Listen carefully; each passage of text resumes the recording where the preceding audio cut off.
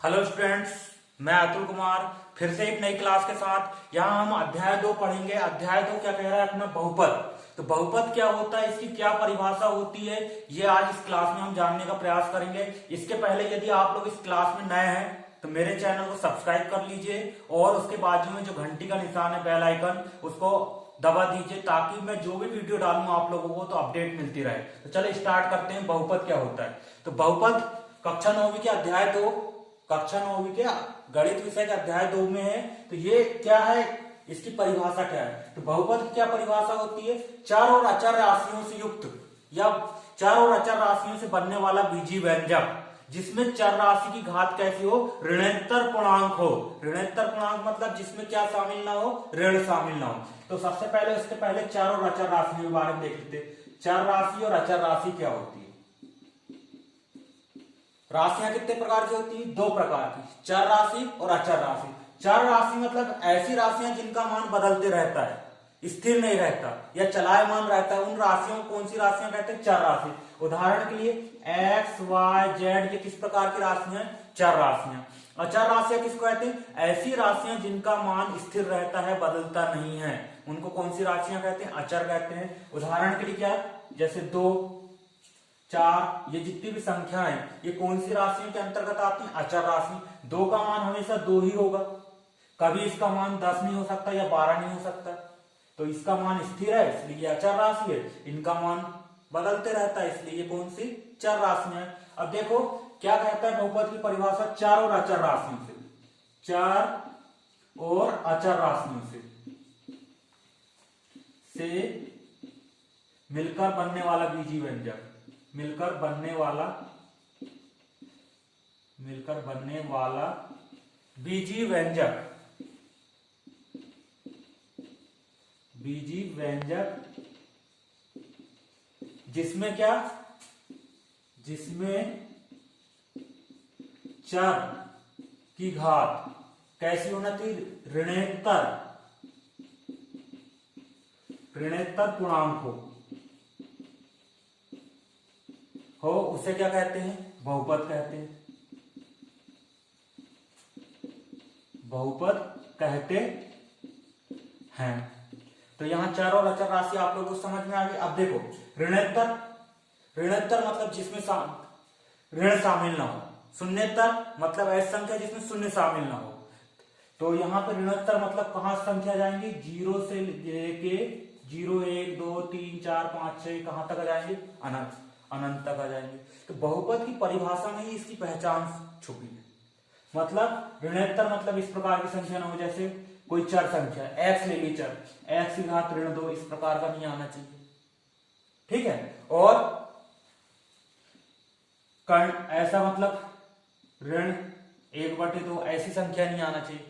पूर्णांक, पूर्णांक का मतलब होता है केवल संख्या में रहे, जो बटे में ना हो इस प्रकार की, या दशमलव में ना हो या करणी के रूप में ना हो, तो उनको कहेंगे पूर्णांक। मतलब ऐसी ऋण 1, ये सॉरी 0, 1, 2 इस प्रकार की घातें आना चाहिए। जैसे x की घात 1/2 लिखे तो ये क्या बहुपद होगा? बिल्कुल नहीं होगा। x की घात 4/5 लिखे, ये बहुपद होगा क्या? नहीं होगा। पूरी पूरी घात आना चाहिए, या तो x की घात 4 ही आ जाए या x की घात 5 ही आ जाए। तो ये इस प्रकार के, या करनी में x लिखे तो ये बहुपद होगा कि नहीं होगा? बिल्कुल नहीं होगा। और यदि इसको ऐसा लिखते हैं, यहां पे यदि ऐसा लिखते हैं करनी 2x, तो ये बहुपद होगा कि नहीं? बिल्कुल होगा, क्योंकि ये करनी 2 अलग संख्या है और ये x, इसकी घात पूरी पूरी पूर्णांक में कुछ नहीं, मतलब कितनी है? 1, तो ये बहुपद होगा। अब बहुपद, यदि बहुपद में एक चर का प्रयोग किया गया, जैसे x धन 6, तो ये कितने चर वाला बहुपद कहलाता है? एक चर वाला। यदि इसमें 2 चर, मान लो x धन y धन 5, 2 चर का प्रयोग किया गया हो तो इसको कौन से चर वाला बहुपद कहते हैं? 2 चर। और यदि इसमें 3 चर का प्रयोग किया गया हो, x धन y धन 2z धन 10 या 7, तो इसको कितने चर वाला बहुपद कहेंगे? 3 चर वाला बहुपद। ये इस प्रकार के होते हैं। अब और बहुपद के प्रकार जान लेते हैं। तो बहुपद, ऐसा बहुपद जिसमें एक पद आए तो उसको एक पदी बहुपद कहते हैं। जैसे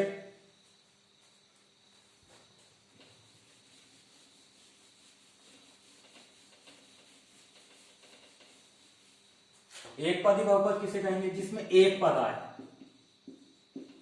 एक पदी मतलब जैसे x आ गए तो ये कितने पदी बहुपद होगा, एक पदी बहुपद होगा।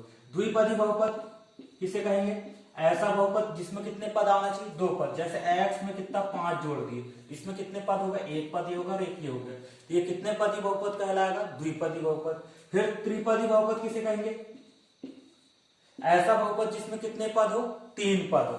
मान लो x की घात 2 धन x धन 10, इसमें कितने पद आ रहे हैं, 1 2 3, इसको कितने पदी बहुपद कहेंगे, 3 पदी बहुपद।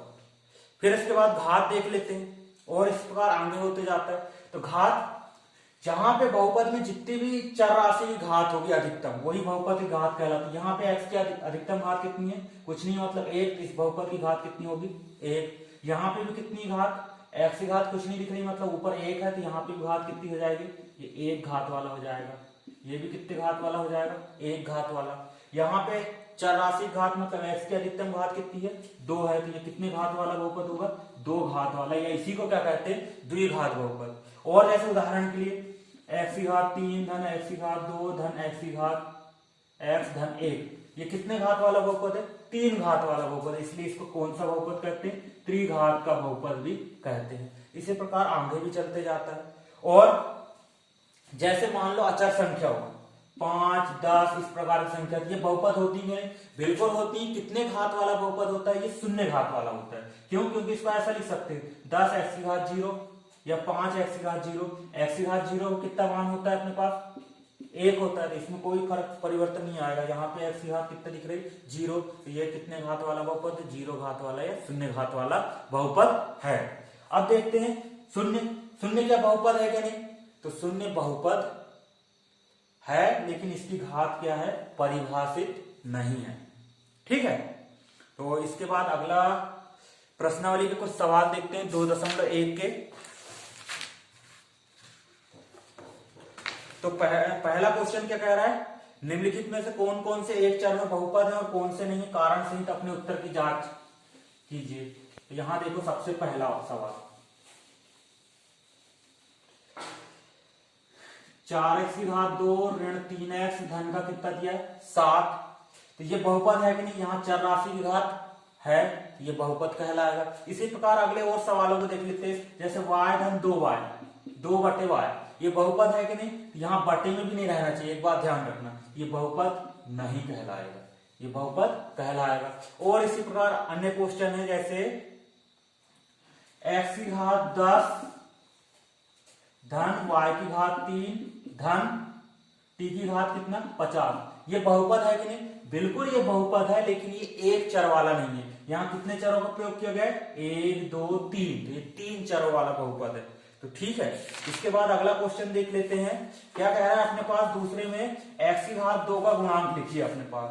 तो x की घात 2 का गुणांक जैसे पहला दिया है 2x की घात 2 धन x, इसमें x की घात 2 का सामने कितना दिख रहा है, कुछ नहीं मतलब कितना 1, तो x की घात 2 का गुणांक कितना आ जाएगा, 1 आ जाएगा अपने पास। फिर इसी पर अन्य सवाल है, जैसे 2 ऋण x की घात 2 धन x की घात 3, इसमें x की घात 2 का गुणांक कितना जाएगा, यहाँ पे कितना है, x की घात 2 के सामने ऋण का 1, तो x की घात 2 का गुणांक कितना जाएगा, ऋण का 1।